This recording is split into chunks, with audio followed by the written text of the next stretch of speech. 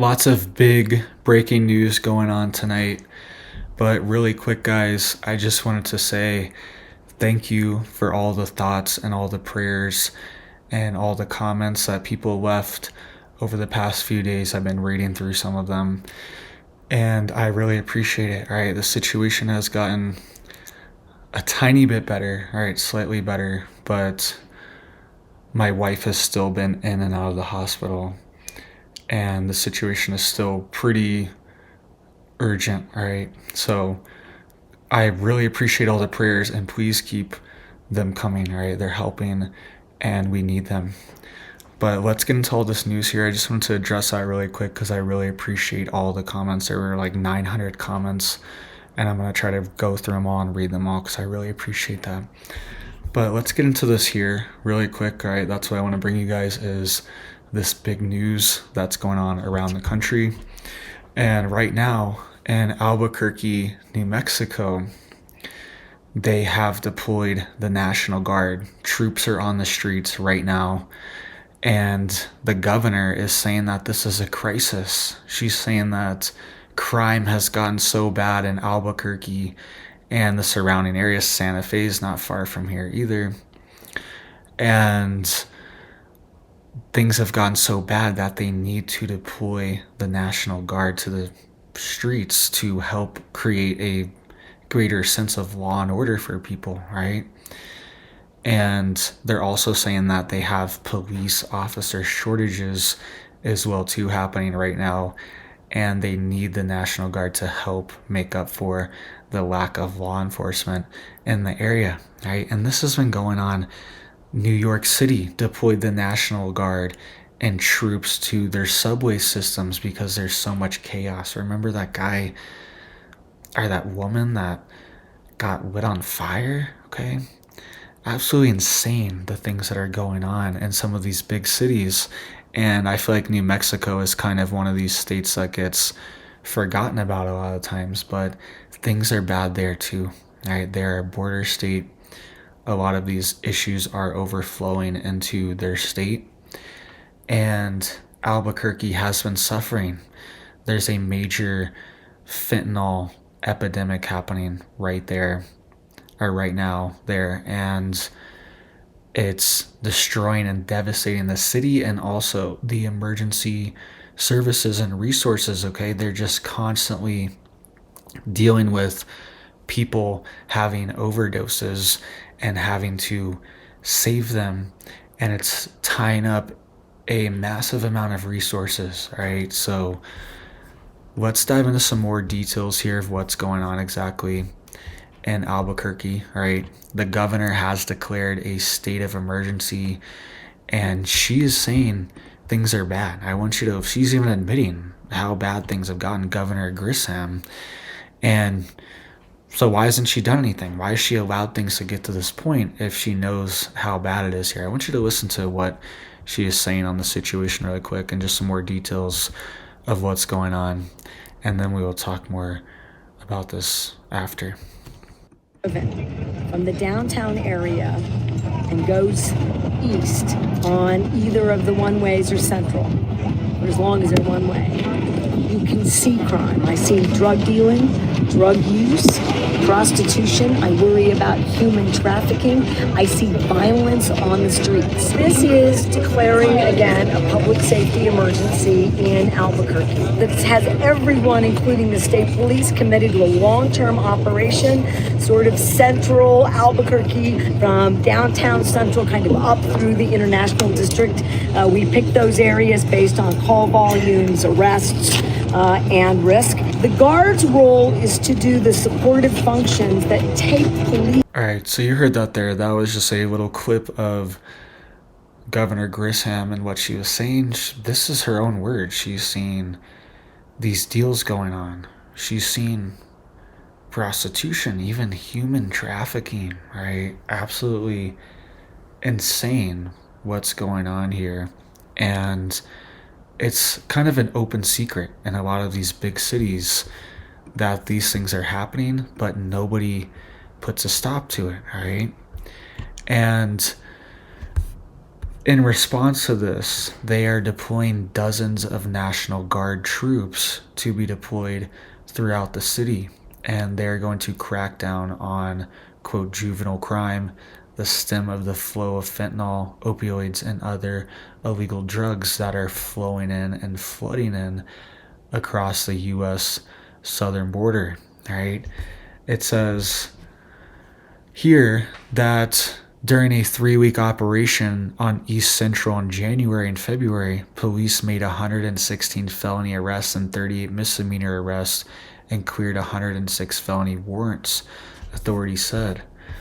It says here that Democrat Governor Michelle Grisham signed an emergency declaration last week authorizing the Guard to assist in the effort.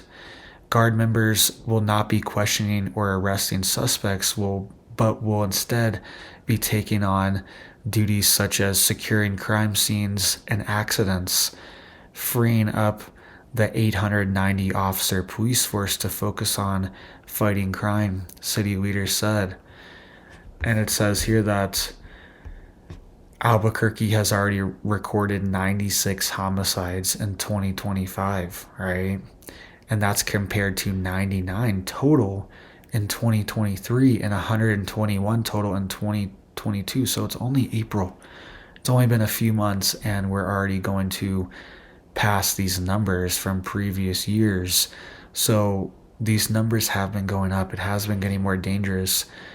And part of the reason is because our country is not secure, and a lot of this crime has been overflowing into a lot of these border states, and certain cities and certain areas have been co-opted and taken over by these criminal groups and organizations, right? And they are allowed to freely operate these enterprises and make tons of money and also extort people, right? It says here, quote, "We're finally seeing a sustained positive shift in most crime trends for the first time in decades. And now is the time to build on that momentum." That's what Mayor Tim Keller said. But they already have 96 homicides in 2025 and only had 99 total in 2023. So that's not going down, right? That's what this article is saying here. And so I'm not sure if these numbers are wrong in this article and this mayor has different numbers, or I'm not sure if the mayor's wrong and he's just saying it's going down. Maybe he's talking about other numbers, but it's becoming more dangerous, right, overall, and people can feel it. Citizens in the area don't feel safe, right? It says here that the police department also aims to reduce juvenile crime, such as armed teens stealing cars and breaking into homes, before these disturbances escalate into homicides, said spokesperson Gilbert Gallegos Jr. It says 10 teens were arrested on suspicion of homicide last year, compared to 14 the previous year and 9 in 2022, right? So those numbers are staying relatively the same. And it's sad. This is Albuquerque, New Mexico. This shouldn't be happening here, right? I've been to Albuquerque. I've driven through New Mexico a bunch of times, and it shouldn't be like this, right? This is like an old Western cowboy state, right? And it's being destroyed. It's having all these issues. There is a lot of poverty in New Mexico, and there's not a lot of opportunity. There's not a ton of high-paying jobs there. But it's sad to see this happening, right? This shouldn't have to happen to our states like this. And it says New Mexico had the 6th highest drug overdose rate in the country. Jeez, it's insane. And I hate this stuff. I hate fentanyl, all this crap. My dad, he was a vet, 100% disabled veteran, but he got hooked on these pills like morphine and fentanyl and all this stuff, these fentanyl patches and all this stuff that they prescribe. He got it all legal too, but he overdosed and he passed away from it, right? This happened over a decade ago. And this problem has been going on for a long time. So I hate this stuff. I hate to see this stuff. I hate this stuff flooding into our country. And it's personal, right? And they have the 6th highest drug overdose rate in the country with an estimated 1,029 deaths in 2021. An increase of 68% from 2019.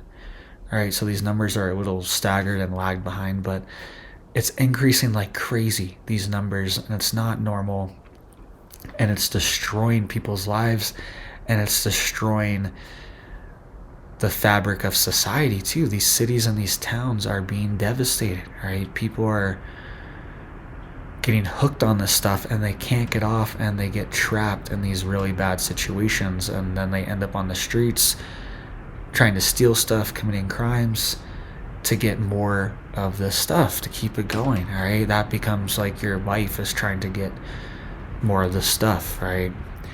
It's very sad, and it's a weapon. It's a weapon that's been unleashed on the United States, and it's been allowed to flood into our countries in almost every neighborhood, right? This stuff's all the way in Montana, and all the way down in New Mexico, and all the way in Florida, and all the way in Maine, right? It's everywhere, in Oregon, and it's in California, right? It's in every corner and crevice of the country, top to bottom. This stuff is flooding in.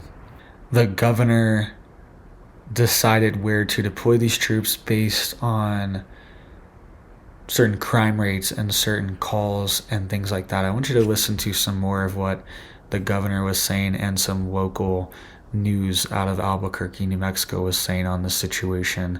Then we'll talk about it. And she's now deploying the National Guard to help Albuquerque police get control of it in the Duke City. We want to bring in Griffin Rushton now. He keeps an eye on the moves our lawmakers and the governor make. So, Griffin, how did this come about?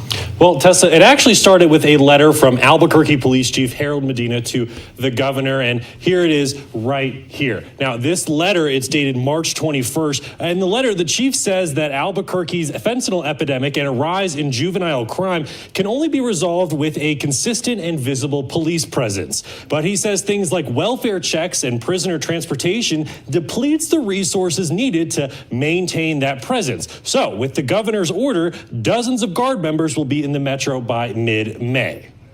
They will be in their own uniforms. They will be uniformed. They will not look like police. They'll look like guard. We don't want people to mistake them for police. Now, that could happen. They may not do policing. All right, I'm going to kind of fix that. By law, as military police, we could engage them. We are not. Now, the plan is for the National Guard to take on a support role. The chief says this will allow APD leaders to ensure they have every available officer on the streets making arrests and stopping crime. Our officers spend a lot of time on scenes that they don't need to. We have officers guarding violent crime scenes for up to 6, 8, 12 hours.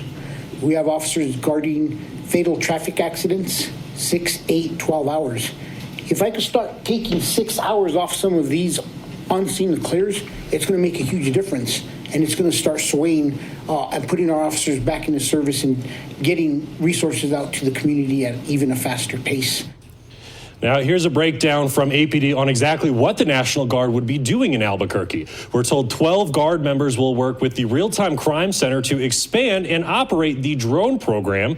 Another 12 will work with the Prisoner Transport Center to help with evidence collection and other tasks. And 36 will provide scene security during investigations. Now, we spoke with Democratic State Senator Antoinette Zedillo-Lopez, whose district covers Central from University to San Mateo.